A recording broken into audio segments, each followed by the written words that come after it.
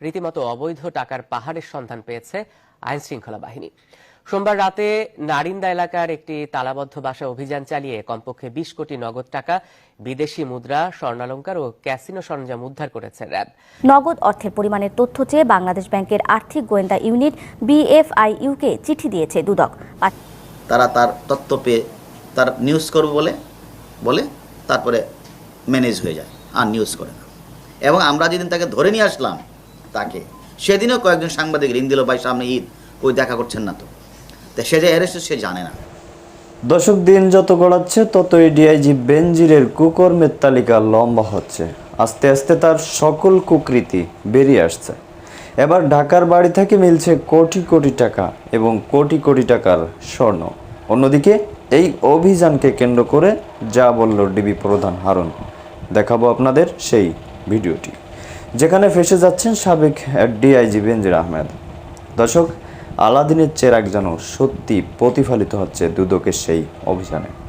দর্শক বন্ধুরা, চলুন কথা না বাড়িয়ে বিস্তারিত দেখে আসি। খুবই গুরুত্বপূর্ণ একটা সংবাদ এই মুহূর্তে পাওয়া, আশা করি সঙ্গেই থাকবেন এবং যারা চ্যানেলে নতুন, চ্যানেলটি সাবস্ক্রাইব করে যাবেন। আলোচিত সাবেক পুলিশ প্রধান বেনজির আহমেদ ও তার পরিবারের ব্যাংক ও আর্থিক প্রতিষ্ঠানে নগদ অর্থের পরিমাণের তথ্য চেয়ে বাংলাদেশ ব্যাংকের আর্থিক গোয়েন্দা ইউনিট BFIU-কে চিঠি দিয়েছে দুদক। পাশাপাশি তার স্থাবর অস্থাবর সম্পদ জানতে সরকারি বিভিন্ন দপ্তরেও চিঠি দিয়েছে সংস্থাটি। দুদক কমিশনার জহুরুল হক জানিয়েছেন, বেনজিরকে জিজ্ঞাসাবাদ করবে অনুসন্ধান দল। পুলিশের সর্বোচ্চ কর্তার পদ থেকে অবসরে যাওয়ার 1.5 বছর পর বেনজির আহমেদ এবং তার স্ত্রী ও 2 কন্যার সম্পদের অনুসন্ধান শুরু করে দুদক। অনুসন্ধান টিম গঠনের পর গত সোমবার ব্রিফিংয়ে দুদক সচিব জানান, সাবেক আইজিপি বেনজির আহমেদের বিপুল সম্পদের অভিযোগ গণমাধ্যমে আসার পর তা আমলে নিয়ে অনুসন্ধান দল গঠন করা হয়েছে। কমিশন সভায় 3 সদস্য বিশিষ্ট একটি কমিটি গঠন করা হয়েছে। অনুসন্ধান শুরুর পরই বেনজির পরিবারের স্থাবর অস্থাবর সম্পদের পরিমাণ জানতে গোয়েন্দা তথ্য সংগ্রহে নামে দুদক। চিঠি পাঠানো হয় বাংলাদেশ ব্যাংকের আর্থিক গোয়েন্দা ইউনিট BFIU-তে। তাতে ব্যাংক ও আর্থিক প্রতিষ্ঠানে FDR, DPS, সঞ্চয়পত্র, ব্যাংকের ভল্টে অর্থকড়ির তথ্য দুদককে দিতে অনুরোধ করা হয়েছে। পাশাপাশি joint stock company, sub registry office সহ বিভিন্ন দপ্তরেও সম্পদের তথ্য জানতে চিঠি দেওয়া হয়। অনুসন্ধান শুরু হয়েছে। অনুসন্ধানের প্রেক্ষিতে তাকে দেশের তথ্য চাওয়া হচ্ছে।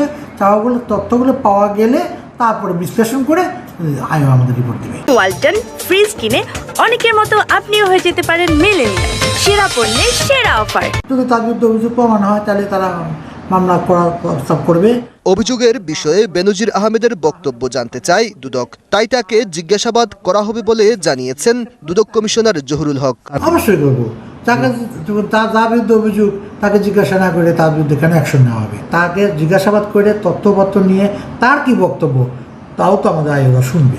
গণমাধ্যমে বেনজির পরিবারের 500 কোটি টাকার সম্পদের তথ্য তুলে ধরা হলেও পুলিশের সাবেক এই কর্তা তার ফেসবুক পেজের ভিডিওতে বলেছেন, তিলকে তাল করে পরিবেশিত হয়েছে সংবাদ।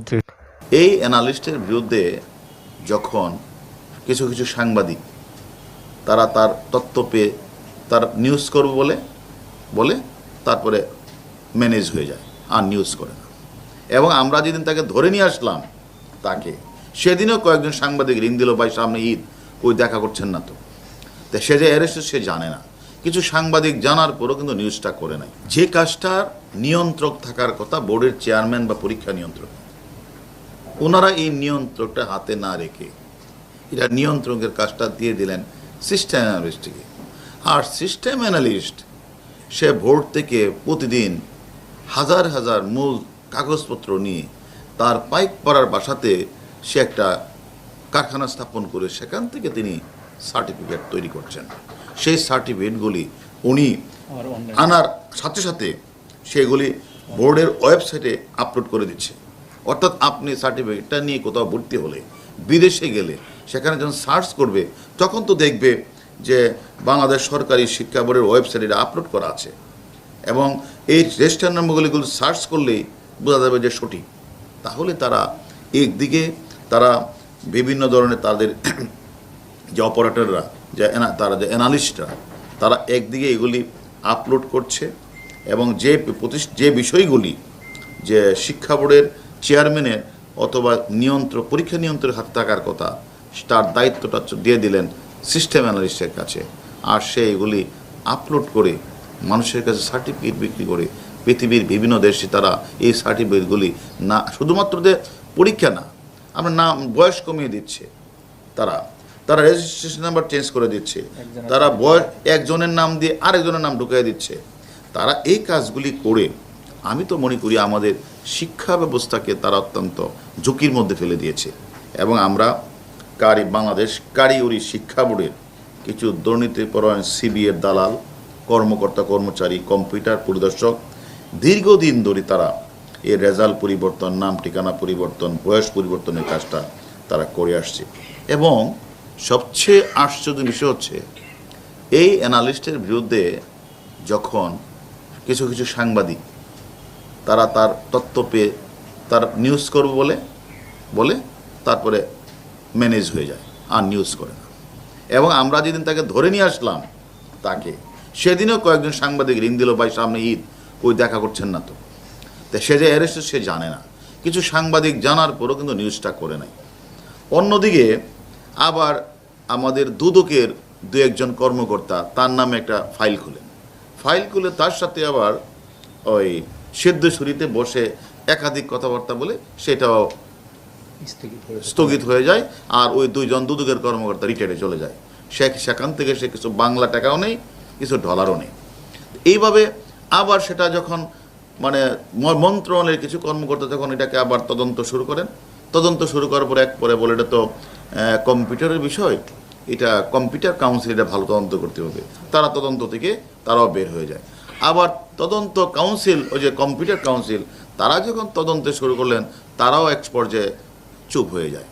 সেখানে তারপরে দেখা যায় ওই দুদকের সবাই চুপ হয়ে গেলে এখন সে তখন মনে করেছে যে সব কিছুই সে ম্যানেজ করতে পারে, শুধু বাদ সাচ্ছে হলো ডিবির জালে লাস্টে তাকে আসতে হয়েছে এবং সে স্বীকার করেছে।